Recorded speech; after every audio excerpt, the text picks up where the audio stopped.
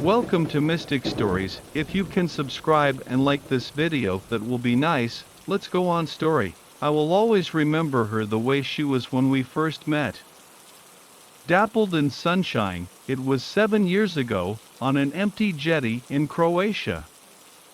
She with her partner in crime, I with mine. All four of us were lost. Lost trying to find the boat we were due to spend the next 5 hours on, a sunset festival booze cruise where what happens at sea, stays there. There were no boats in the harbor. We checked our phones, checked our watches. We were on time. I don't know how long we were chatting for, but by the time we looked up and saw the shadow of the boat sails casting us in a respite of glorious shade, the four of us had become firm friends. 5 hours later, we were inseparable. The next few days of the music festival were some of my favorite. We got our faces covered in glitter long before Instagram made it a cliche, and drank warm Tuborg out of damp bottles until the sun came up. Every day we snuck them into our hotel and got enough from the all-you-can-eat buffet to feed four at every meal. We met boys and danced until dawn in an ancient amphitheater, safe in the knowledge that no one on earth was having as much fun as we were. On the last night we left the festival, put on nice dresses and had dinner in town, drinking local rose while posing on impossibly white outdoor beds lit by fire lanterns. We swapped numbers and flew home. I had glitter in my hairline for over a week. Me, she was rocket fuel. She was the sense of adventure to my sensible sensibilities. She was the why not to my but why. She got me into mischief that I desperately needed, and I, in turn, would come to provide an occasional counterbalance to her hot-headedness. We were exotic outsiders in each other's already fully formed social circles. A position of power and of intrigue, that is, until she died, and I had no way of explaining to my friends that someone very important, who they knew almost nothing about, was not here anymore. I found out she was ill just over a year ago. Cancer. The type she was far too young to have.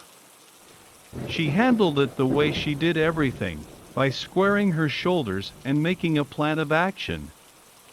This plan did not involve sympathy, pity, or any kind of outpouring of grief on our parts. She was going to fight it, and the only thing she wanted from us was to carry on as normal.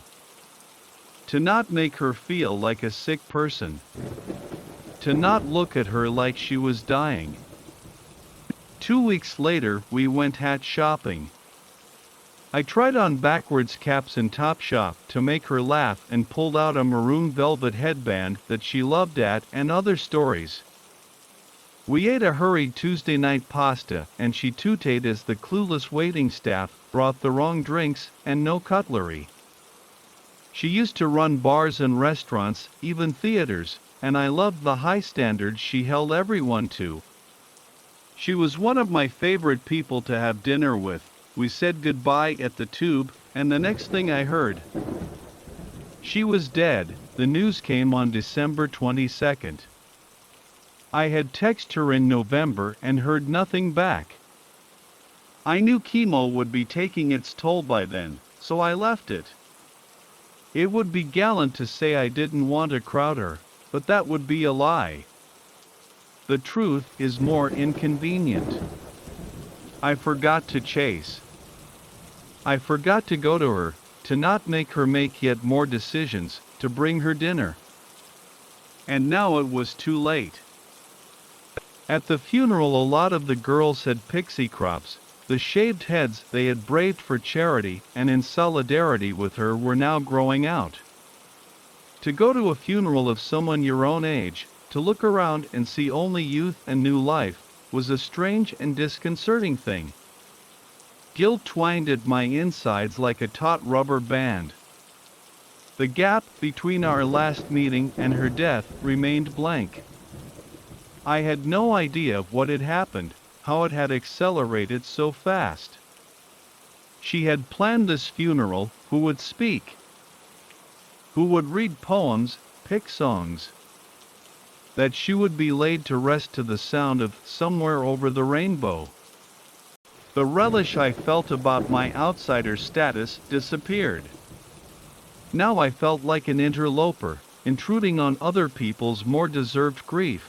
Afterwards we talked and told our stories of her. The time we sang karaoke and danced on tables, the day she finally got her favorite silver Russell and Bromley boots and clicked them together like Judy Garland, that May bank holiday weekend that no one remembers getting home. That day in New York in the tattoo parlor. God, I would miss her. Gradually, I learned the truth of those last few months. I asked tactical questions to unearth the details, trying not to let on my secret that I didn't know. I wasn't there. I was too busy. But soon, I heard other people asking my questions, piecing together the facts, the timelines. I realized there were other interlopers. Slowly, I did not feel like such a fraud. Like I didn't belong. Eventually, one of her closest friends made sense of it for me. Imagine having to have that conversation with every person you knew. It would break your heart.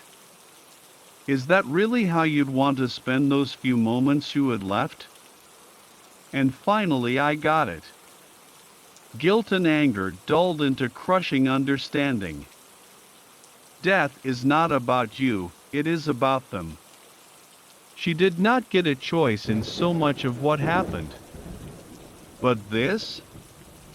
This she could choose, and now, so can I. On the dark, rickety, 4-hour train journey home from her funeral I made a few vows. Choices about how best to serve her memory. I vowed to make time, no matter what. It doesn't have to be long. With good friends everything is shorthand anyway. I decided to mix my friendship groups, often and without purpose. Everybody should exist in context. After all, the thing they all have in common is you. Everything else is just politics. Finally, something that a great writer once told me is the most important thing about any good feature, but which I now find is applicable to almost everything in life: show, don't tell. Telling people you love them is important but easy, and usually much more about you than them. Showing them? Much harder, and all the more vital for being so. As for her, I will always remember her the way she was when we first met, dappled in sunshine. This is end of the story. If you can like this video, that will be nice.